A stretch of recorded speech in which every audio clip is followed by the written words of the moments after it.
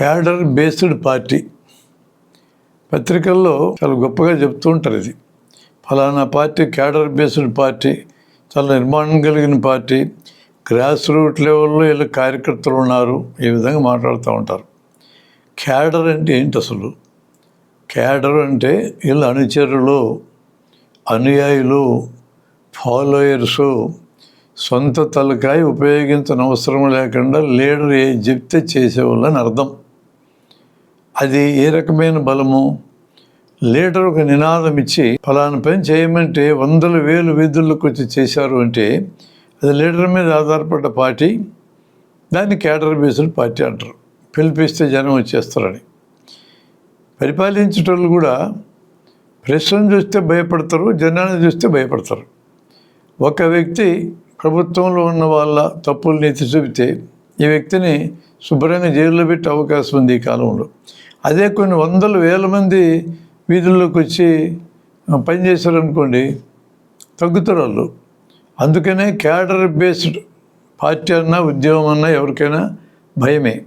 కాకపోతే ఇక్కడ గుర్తుంచుకోవాల్సింది ఏమంటే, క్యాడర్ అనేవాడు తన సొంత తలకాయను ఉపయోగించడు. నాయకుడి తలకాయ ఉపయోగపడుతూ ఉంటుంది. అతను ఆర్డర్స్ ఇస్తుంటాడు, వీళ్ళు చేస్తుంటారు.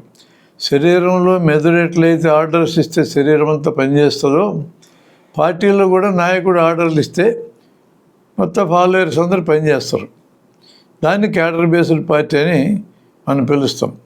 ఎప్పుడైనా బుర్ర పనిచేస్తేనే వైవిధ్యమైన ఆలోచనలు, ప్రశ్నలు వస్తాయి. అలాంటివి ఉన్నప్పుడే అది అభివృద్ధికి పూచి పడుతుంది. అందుకే సైన్సు అభివృద్ధి అంతా కూడా ప్రశ్నించడంతో మొదలవుతుంది. ఒకరికొకరు పడదు, ఇద్దరు మేధావులకు పడదని తిడుతుంటారు. ఒకటి పడకపోవడమే సరైంది. ఒకరు ప్రతిపాదిస్తే అందులో ఈ తప్పు ఉందని చెప్పగలిగితే కదా కొత్తదనం అనేది వస్తుంది. అక్కడ తలకాయ ఊపితే ఏముంది? అతను తప్పు చేస్తే తప్పుని అందరూ అంగీకరిస్తారు, అతను మంచి చేస్తే మంచిని అందరూ అంగీకరిస్తారు. ఆ మనిషి మాయమైతే పార్టీ మాయమైపోద్ది. అందుకని ఎక్కువ తలకాయలు పనిచేయగలిగి ఉండి ఈ తలకాయల మధ్య ఒక సమన్వయం ఉంటే ఆ పార్టీ నిజంగా బలమైంది. కేవలం ఒక నాయకుడు ఉండి ఎక్కువ మంది ఫాలోయర్స్ ఉండే క్యాడర్ బేస్డ్ అనే కంటే నాయకత్వ స్థానాన్ని ఎప్పటికప్పుడు భర్తీ చేయగలిగేటోళ్ళు సఫిషియెంట్గా ఉంటే అప్పుడు క్యాడర్కి నిజంగా బలం వస్తుంది. ఒక నాయకుడు మాయమైతే ఏ కారణంతోనైనా మరొకరు స్థానంలోకి వచ్చి ఆ పార్టీని, ఆ ఉద్యమాన్ని నడపగలుగుతారు. అందువలన క్యాడర్ బేస్డ్ పార్టీ అనే మాట దానంతరదే ఒక సెక్యూర్ పదం కాదు. ఆలోచించగలిగిన నాయకత్వం ఒక్కరు కాకుండా అనేక మంది ఉండి వారి మధ్య సమన్వయం ఉండి ఒకరు మాయమైతే మరొకరు ఆ పొజిషన్కి రాగలిగిన పరిస్థితి ఉండి ఇప్పుడు క్యాడర్గా ఉంటే ఈ రకమైన క్యాడర్ బేస్డ్ పార్టీ నిజంగా బలమైంది. ఇప్పుడు మన దేశంలో మనం చూసే సోకాల్డ్ క్యాడర్ బేస్డ్ పార్టీలు చాలా చోట్ల అలాంటి పలువురు నాయకత్వ స్థానంలో ఉండేవి కావవి. ఒకరో ఇద్దరు ఉంటారు. వాళ్ళు చెప్పినట్టు పార్టీ దేశవ్యాప్తంగా రాష్ట్ర వ్యాప్తంగా ఆ పార్టీ వాళ్ళు చెప్పినట్టు వినాల్సిందే.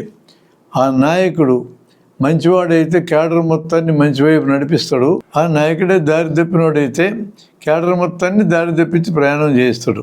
ఇప్పుడు అభిమాన సంఘాలు ఉన్నాయి సినిమా యాక్టర్లకు. ముఖ్యంగా సినిమా యాక్టర్లకు అభిమాన సంఘాలు ఏంది అంతలో అభిమానం నాకు తెలియకడుగుతా. పోయి తొక్కిసలాట్లు చచ్చిపోయేది ఏంది? పాలాభిషేకాలు ఇట్లాంటి అభిషేకాలు చేయటం ఏంది? అంటే అభిమానులు అనేటోళ్ళు 99% సందర్భాలలో తమ సొంత తలకాయ ఉపయోగించరు. అభిమాన నటుని యొక్క తలకాయే ఇక్కడ పనిచేస్తూ ఉంటుంది. వాళ్ళు ఎట్లా నడిపితే అట్లా నడుస్తూ ఉంటారు. అందువలన దీన్ని కూడా క్యాడర్ అని పిలుస్తారు. కానీ ఆ క్యాడరు నాయకుడి ఆదేశం ప్రకారం నడుస్తూ ఉంటుంది. అది ఏ ఉద్యమానికైనా, ఏ పార్టీకైనా, ఏ సమాజానికైనా తలకాయలు ఊపే జనం బలం కాదు. అది బరువే.